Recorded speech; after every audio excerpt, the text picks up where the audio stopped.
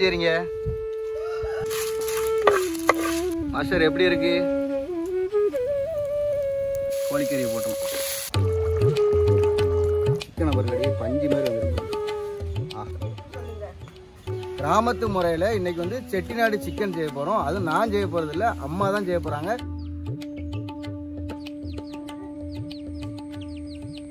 இன்னைக்கு நம்ம என்ன செய்ய போகிறோம்மா? செட்டிநாடு சிக்கன் கிராமத்து முறையில் செய்ய போகிறோம். நல்ல மழை பெஞ்சு முடிஞ்சிருக்கனால விறகு வந்து சீக்கிரம் பிடிக்க மாட்டேங்குது. நல்ல அந்த ஈரமாக இருக்குது விறகெல்லாம். அடுப்பு நல்லா சூடாகிட்டு வருங்க, நல்லா புகை வருதா. இப்போ என்னென்னா செட்டிநாடு சிக்கனுக்கு முக்கியமானது வந்து இந்த நம்ம மசாலா அரைக்கிறது தான்.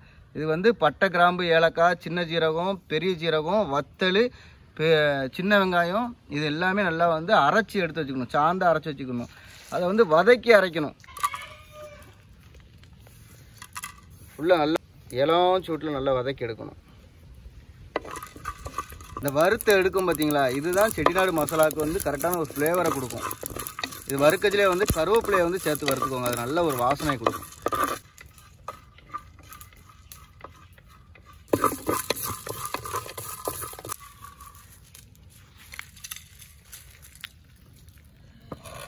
முழு மல்லியும் முழு வத்தலையும் நல்லா வறுத்து எடுத்து வச்சுக்கணும்.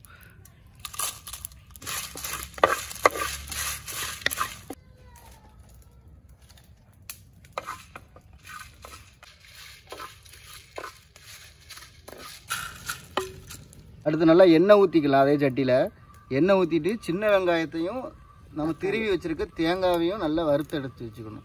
சின்ன வெங்காயம் போட்டால் தான் இதுக்கு டேஸ்ட்டு.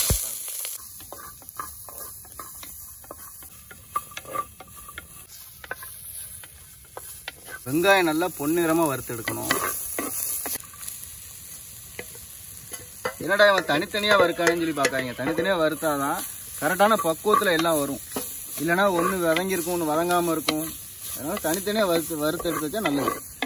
வறுக்கும்போது நல்ல வாசனை சூப்பராக அடிக்கும். நல்ல வறுத்த தேங்காயும் சின்ன வெங்காயமும் நல்ல பொன்னிறமாக வறுத்தாச்சு. எடுத்துருவோமா, மாற்றிடுவோமா? ஆமாம்மா, எடுத்துட வேண்டியதான். பட்டை, கிராம்பு எல்லாம் வதக்கி எடுத்து வச்சாச்சு. மசாலாவை அரைக்கணும். அரைக்கிறதுக்கு முன்னாடி நம்ம வந்து கறியை வேக போட்டுடலாம். ஒரு சின்ன தாளிப்பு தாளிச்சுட்டு கறியை வேக போட்டுடலாம்.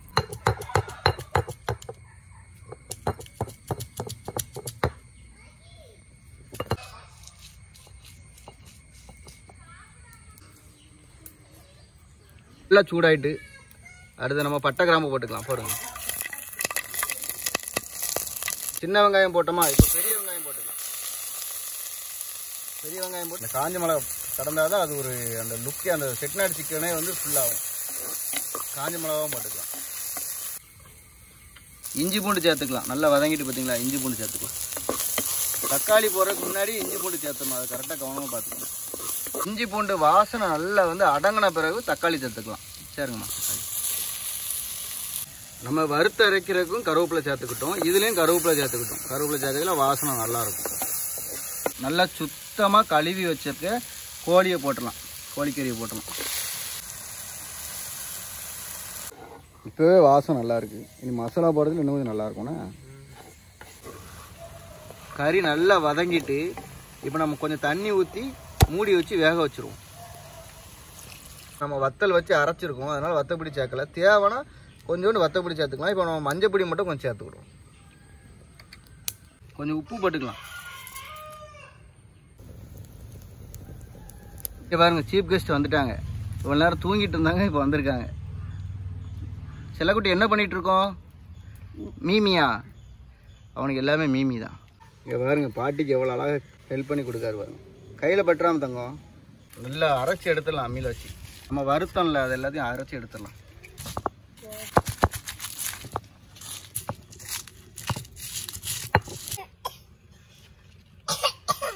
என்ன புகை ஏறிட்டா?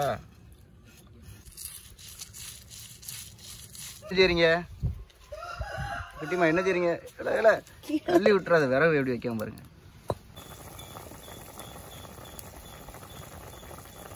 மாஸ்டர் எப்படி இருக்கு? நல்லா இருக்கா? நல்லா வறுத்து அரைச்ச மசாலாவை வந்து நம்ம இப்போ சேர்த்துக்கலாம். அதில் போடுங்க. இது மாஸ்டர் நம்மளை செய்ய விட மாட்டேங்குது. உள்ளதுக்கு போட்டாரு. கிண்டுங்க கிண்டுங்க கிண்டுங்க, நல்லா கிண்டுங்க மாஸ்டர். மூடி வச்சிட வேண்டியதான். மசாலா பச்சை வாடை வர வரைக்கும் நல்லா கொதிக்கணும்.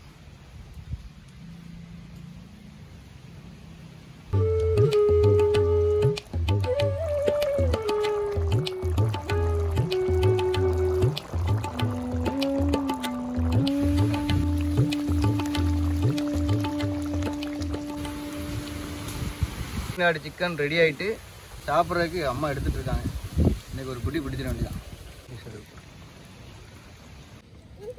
நல்லா தேக்கு இலையில் சாப்பிட்றதுக்கு ரெடி ஆகிட்டு பாருங்க. செட்டிநாடு சிக்கன் அப்படியே கம்மன்னு ரெடி ஆகிட்டு செஞ்சு கொடுத்துட்டு எங்கள் அம்மா உள்ளே போயிட்டாங்க, வேலைக்கு வேறு வேலை இருக்குன்னு போயிட்டாங்க. நானும் என் பையனும் சாப்பிட்டு டேஸ்ட் பண்ண போகிறோம். நல்லா சுடிச்சோத்துக்கும் சூடாக உள்ள செட்டிநாடு சிக்கனுக்கும் அப்படியே எச்சு ஊறுது. வாசமே சூப்பராக இருந்துச்சுங்க. சிக்கன் சாப்பிடுங்க மீமி. மீமி வேண்டாமா பாருங்க. ஆஹா, சிக்கன் வச்சு செட்டிநாடு சிக்கன்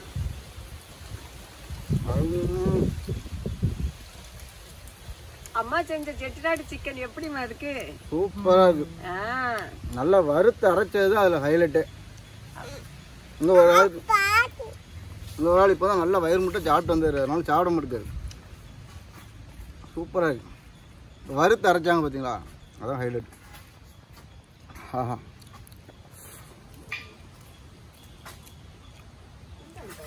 வரப்பு தூக்கலாக இருக்குது. நம்ம மற்றபடி சேர்க்கவே இல்லை, வறுத்து அரைச்ச பட்டை மிளகாவே போதும். வாசம் சரியான டேஸ்ட்டு, நல்லாயிருக்கு. கண்டிப்பாக செஞ்சு சாப்பிட்டு பாருங்க.